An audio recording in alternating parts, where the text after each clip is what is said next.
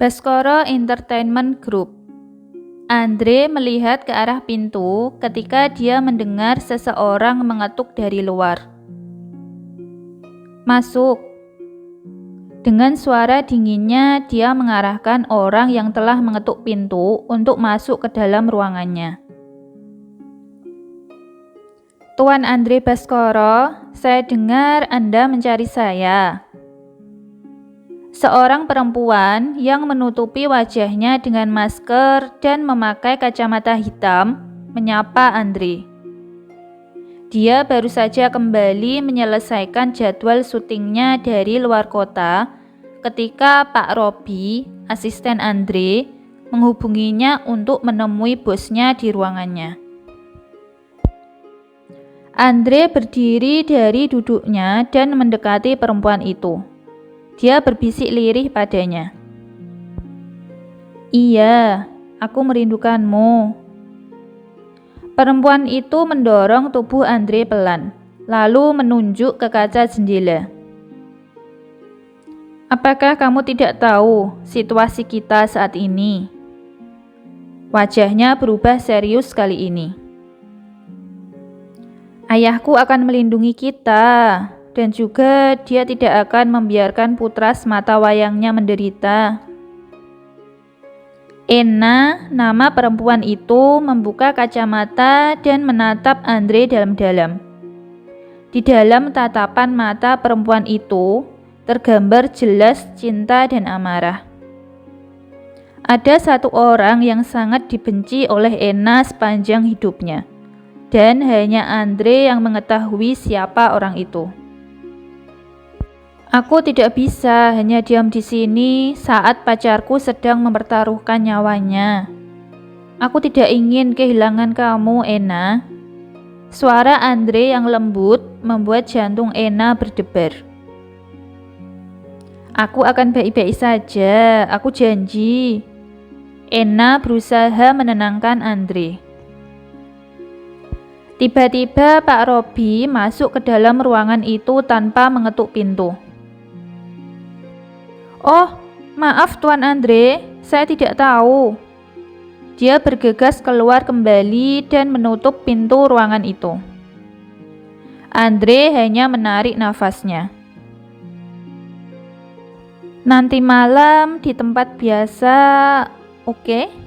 Aku akan menunggumu. Setelah Ena berkata demikian, dia memakai kacamatanya kembali dan keluar dari ruangan itu. Di dalam maskernya, perempuan itu tersenyum kecut. Oke, Andre, dia tidak sabar ingin bertemu dengan bidadarinya nanti malam. Andre kembali duduk di kursinya dan menekan sebuah tombol di telepon. Kamu boleh masuk sekarang. Suaranya kembali dingin. Andre mengambil mini teleskop yang ada di lacinya. Dia fokus ke rooftop di gedung seberang. Melihat sebuah grup elit yang terdiri dari beberapa orang yang memakai jas hitam berdiri di sana, ia tersenyum dan melambaikan tangan pada mereka. Di rumah keluarga Haris. Setelah makan malam dengan seluruh keluarga, Andrea menonton movie bersama Ginny di lantai 2. Andrea, apakah kamu tahu, stan aktris yang ada di layar sekarang adalah putri mafia? Ginny berkata dengan tenang dan fokus ke layar televisi. Bagaimana kamu tahu? Andrea mengerutkan dahinya dan menoleh ke Ginny yang duduk di sebelahnya. Aku tahu semua orang yang ada di circle kita. Ayahnya adalah mafia nomor 1 di negeri ini.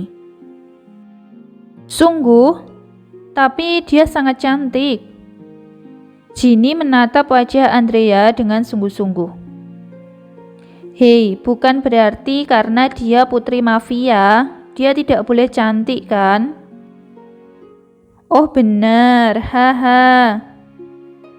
Andrea tertawa ketika mendengar perkataan Ginny. Impression pertama kali Andrea ketika melihat perempuan yang ada di layar adalah hanya gadis culun yang penuh dengan luka di wajahnya. Ini adalah informasi yang baru bagi Andrea. Ginny memiliki mata yang sangat jeli dan detail. Lain kali dia harus lebih berhati-hati dengan Ginny. Jadi di mana sepupuku? Jangan bilang dia sibuk. Ginny bertanya pada Andrea karena sudah beberapa hari ini dia tidak melihat sepupunya di rumah. Iya, dia bilang dia sibuk dengan sesuatu. Mengabaikan Ginny, Andrea memakan kacang goreng yang ada di tangannya.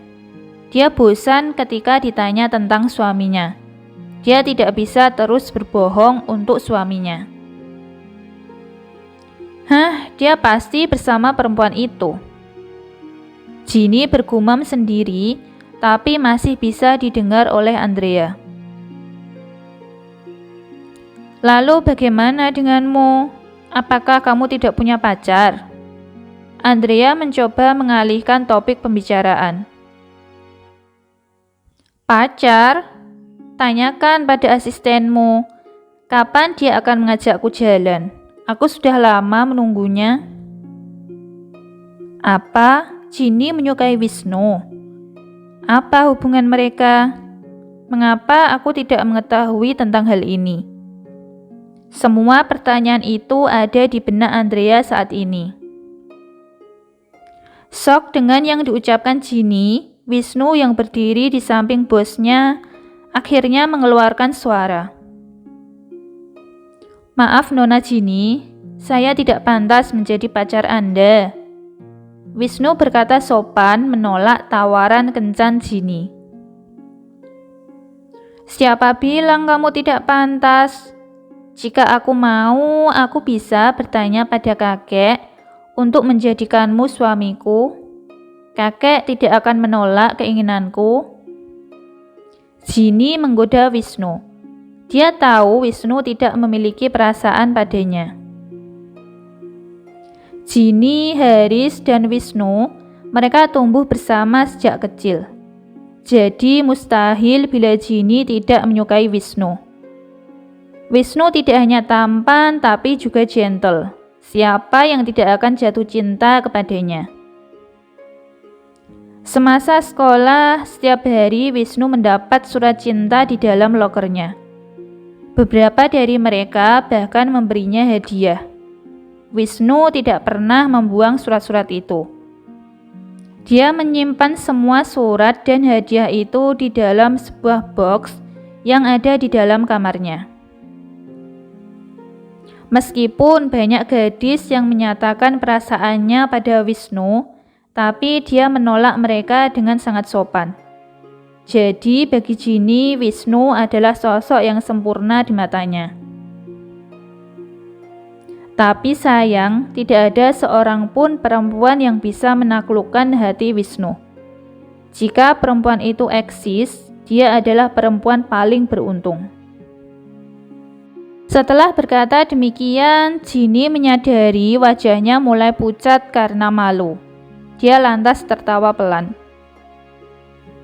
Aku hanya bercanda. Ginny melihat Andrea yang masih dengan wajah herannya.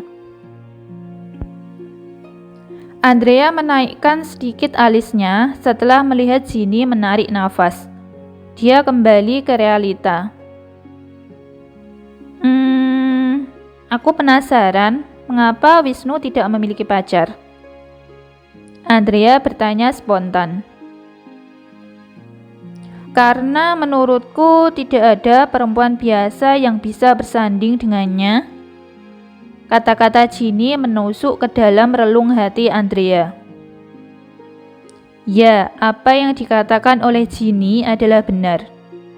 Dirinya dan Wisnu berada di level yang berbeda.